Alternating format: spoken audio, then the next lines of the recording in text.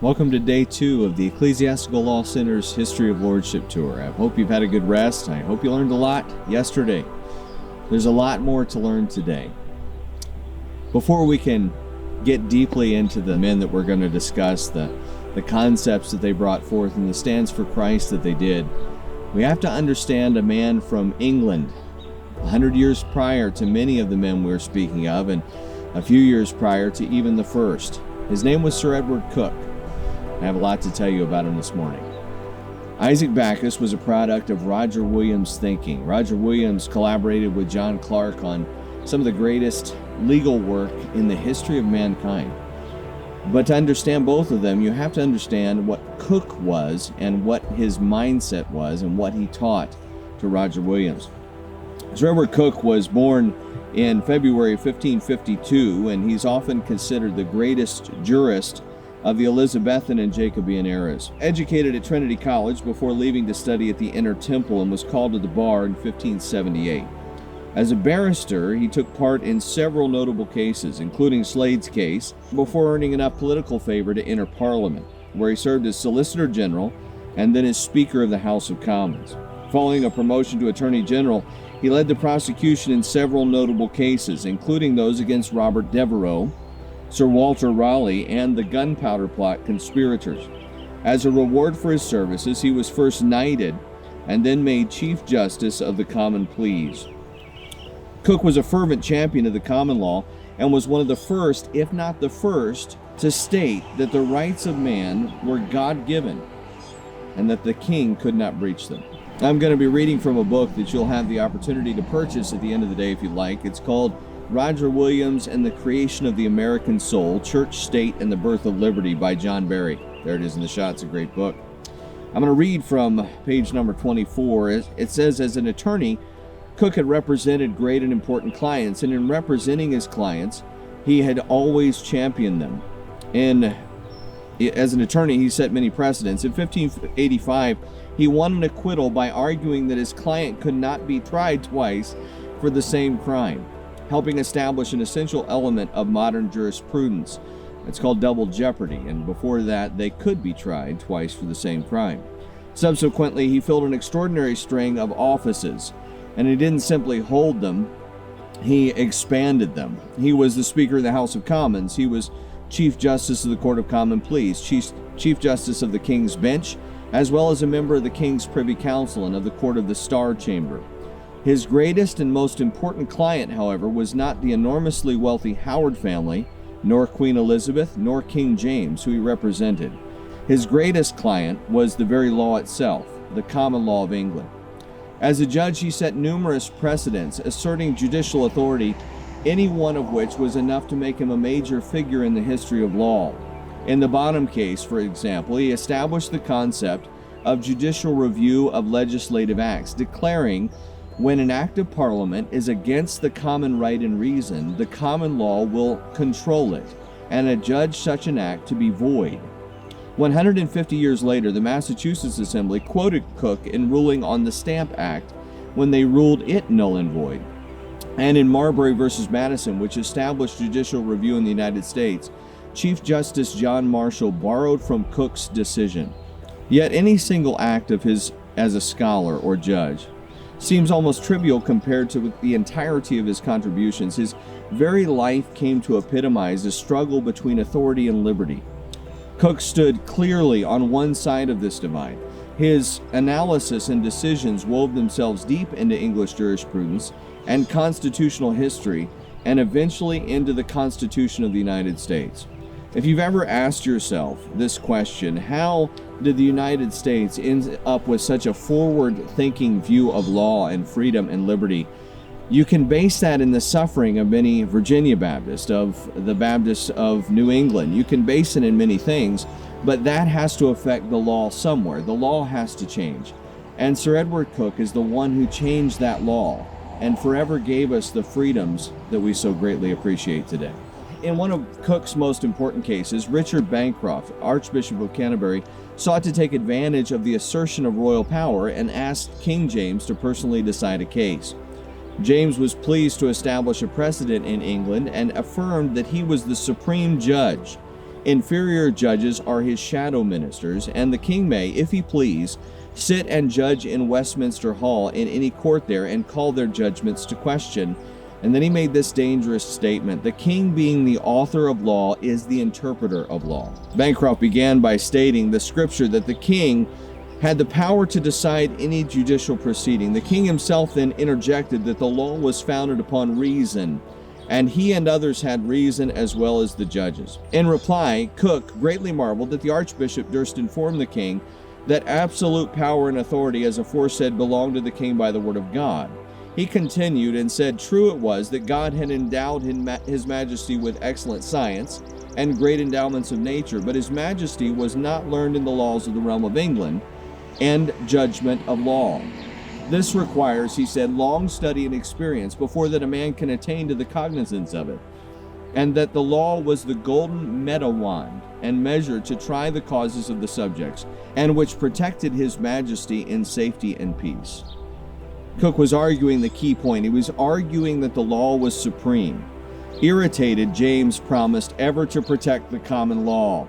Coke yielded nothing. He said the common law protecteth the king, and James was angry, and he jumped up and called it a traitorous speech. Coke did not retreat. Bracton had said that a king could not be under any man, for then he would be subjected to those subject to him. But Coke reminded all that even Bracton saith, and he gives the Latin quote, which means that the king could not be under a man, but under God and the laws. The king was so angry that he was underneath God and the laws that the book goes on to say, his majesty fell into that high indignation the like was never known in him, looking and speaking fiercely with bended fists and offering to strike Coke. Coke fell on his hands and knees from where he beseeched his majestic to take compassion on him and pardon his zeal. Still James stood over him, ready to strike him, when Sir Robert Cecil, Coke's uncle by marriage and Lord Treasurer, suddenly knelt beside Coke and begged the king's indulgence. The king's moment of fury had passed. Yet Coke yielded nothing. This meeting occurred on a Sunday. The next morning, Coke issued a new prohibition against the High Commission to block the charges against a layman. He went on to prohibit the oath ex officio. No man, ecclesiastical or temporal, shall be examined upon secret thoughts of his heart. The ecclesiastical judge cannot examine any man upon his oath, upon the intention and thought of his heart. No man may be punished for his thoughts, for it hath been said in the proverb, thought is free. This sounds like something in the United States that we would take for granted, but then it was new and revolutionary thinking. He was stating that no king could command what anyone believed or thought. And this would make its appearance a few years later in New England. So you may ask, okay, Brother Keith, how in the world does this all connect to Baptist preachers and lordship in New England? Well, Sir Edward Coke had a page. He had an assistant. He had a law clerk by the name of Roger Williams. Roger Williams was a young man that had some troubles growing up. He was impoverished. And Coke asked if he could pay for Roger Williams' schooling, noticing in him a keen intellect. He paid for Williams' schooling and then made Williams his secretary. The concept of a man's home is his castle influenced Williams. Castle doctrine also came from Coke. Williams took this concept a step further, arguing that a man's soul was his own. This meant each person had their own, quote, liberty of conscience. Coke's arch nemesis in the courts and in James's council was Francis Bacon, and Bacon made it his life's goal to end Coke's reign in the Court of Common Pleas. Bacon sent to King James 17 specific instances in which Coke had curtailed royal power, asking James to take him away from his authority. As a side note, Coke ended up spending time in London Tower. James still hesitated because of Coke's popularity. The only explanation for his reluctance to dismiss Coke is that he didn't want to. But on November 16, 1616, Bacon wrote the king, "May it please your excellent majesty, I send your majesty a form of discharge for my lord Coke from his place of chief justice of your bench." Finally, James signed it, informing Coke that we at once remove and exonerate you from the office. Bacon had seemingly triumphed. His arch-rival Coke was no longer a judge. A few months later, Egerton died, and James made Bacon Lord Chancellor of England, Lord Keeper of the Great Seal of England, the position his father once held, and the first Viscount of St. Albans. In all the government, he was second only to the king in power. You will know a lot about a person. You will know a lot about a political party. You will know a lot about any person who runs for political office by what they do when they feel like there's no threat to their authority. One of his first moves, Bacon had the High Commission build its own prison. The jailers of his prison had orders to refuse to obey common law writs of habeas corpus, and suddenly the king had the power to imprison anyone he wanted to. Cook's life and his career is a over 50-year career. We don't have time to go through the whole thing. But in the middle of that career, James, because he was frustrated with the common law success of Cook, dissolved his parliament. This was a terrible thing for freedom. It was a terrible thing for liberty. It was going back to feudalism. It was going back to one king rule. But the temper of the day was violent. The people that were for the king's rule had quotes such as this. The Spanish ambassador reported home that the dissolution of Parliament was the best thing that happened in the interests of Spain and the Catholic Church since Luther began to preach heresy 100 years ago. The Marquis of Buckingham has had a great part in this and deserves to be thanked. Catholic men and women, Catholic ambassadors, were so excited that this Parliament was gone, they thought they finally had an opportunity to bring the world back into what was called the Dark Ages. Later, the king's supporters were even more direct. When Cook and the Puritans continued their attacks on the High Commission, the clergyman Richard Montague, a rising favorite of the king's for his enmity to Puritans, wrote this: "Before God, it will never be well until we have our Inquisition." The last thing I want to talk to you about today is something that happened during the reign of Charles I, and it was the prelude to what would end up being the English Civil War. Puritans were fighting against Charles. He had married a Catholic queen, and they viewed his marrying of a Catholic queen and then allowing her to backdoor, I guess you would call it, push in Catholic influence, Catholic dogma, Catholic trinkets even. The vestiges of the Catholic Church were being placed into the Church of England. They were angry about it. These were the Puritan people that were the predecessors of those that would be in Massachusetts Bay Colony. They didn't want Catholicism there, and during this fight over Catholicism and over Charles I and his treaties with the Catholic Church, things were about to boil over. At the end of the story I'm going to tell you about, Parliament is disbanded again. And at the end of Charles I's reign, right before he dismissed his Parliament, he had refused to hear what the Parliament wanted him to deal with, and he had instructed the Speaker of the House that if they brought it up again, he was to leave Parliament and shut it down. We pick up the story again. The Speaker refused to put the question to a vote. Instead, he began to rise, and his rising would end the session. Suddenly, young, brawny men rushed the chair and pushed him back down. Others sealed the door and back. When the Speaker protested that he was acting upon the king's orders, expecting those holding him to desist, Denzil Hollins shouted, "Zounds, you shall sit as long as the House pleases." There was chaos now in the House, no man almost knowing what to do. The distraction was so sudden and so great. Word went to the king to call out the guard. Fights erupted, and some members tried to free the Speaker. At the back of the hall, a messenger from the king pounded on the locked great door, a noise that reverberated through the house. Eliot threw his resolution into the fire to destroy the evidence. The floor erupted in bedlam and commotion, and all yells and pushing and fists. Dudley Digges was Cook's old ally, no friend of the king, yet he moved to adjourn, and he was ignored. The pounding on the great door intensified. Finally, Eliot and his allies gained a semblance of control on the floor. Hollis yelled at the top of his lungs and shouted words as violent as the day. He yelled out 3 resolutions. 1. Any merchant or person whatsoever who shall voluntarily yield or pay the said subsidies, anyone who cooperated with the king, was a betrayer of the liberties of England and an enemy of the state. A, shouted the Commons. 2. Whosoever shall bring an innovation of religion, or by favor or countenance seek to extend or introduce popery or Arminianism, or other opinion disagreeing with the form of the true and orthodox church, shall be reputed a capital enemy to the kingdom and commonwealth. A capital enemy and traitor was subject to death. The third that Hollis shouted out, the third resolution, was that any who counsel or advise the taking or levying of the subsidies of tonnage and poundage not being granted by Parliament was a capital enemy. And again, the Commons shouted, "A." Now, finally, the Commons adjourned, and the members poured out of the House chamber in a flood of flight. Almost as promptly, several parliamentary leaders were arrested. John Eliot would die in the Tower 3 years later. His son asked permission to bury his body at home, and the unforgiving Charles replied, "Let Sir John Eliot be buried in the church of the parish in which he died."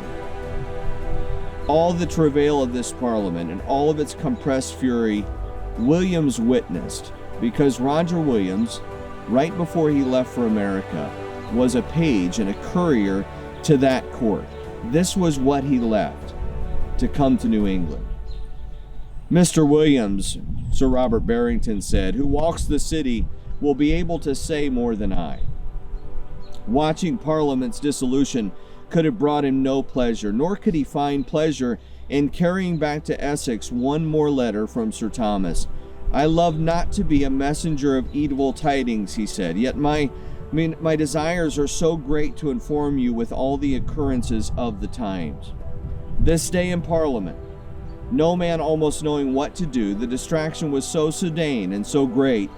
He whose heart bleeds not at the threats of these times is so stupid.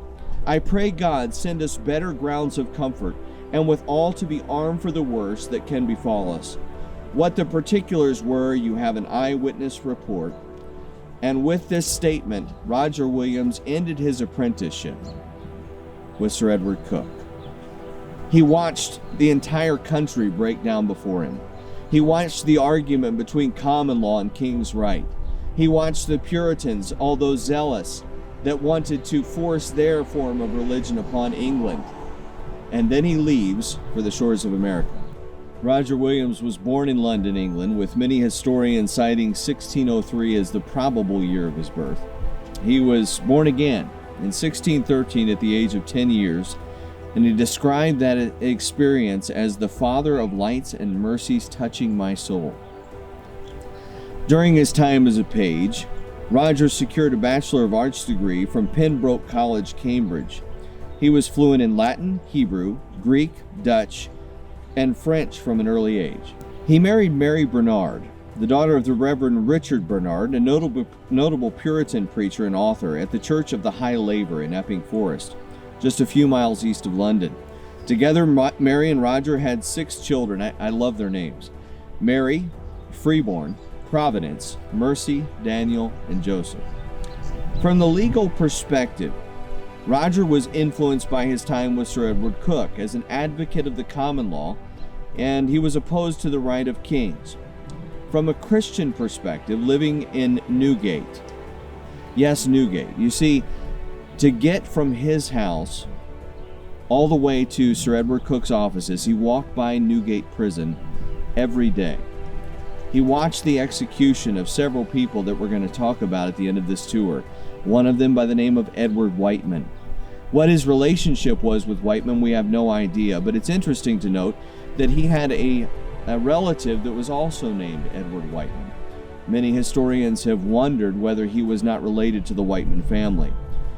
Living by Newgate and watching the executions of separate Baptists had convinced him that the Church of England was entirely corrupt and false. By December 1st, 1630, as he and Mary boarded the ship Lion in the port of Bristol, he was completely separatist in his theology, and his legal views, although influenced by common law, were the most forward-thinking and freedom-loving the world had ever known. He left in Bristol an England that had come as far as it would come in the cause of freedom. He headed for a new land where he hoped that a lively experiment in liberty would prove that liberty of conscience was more than an aspiration, a place where he prayed that true liberty would be realized.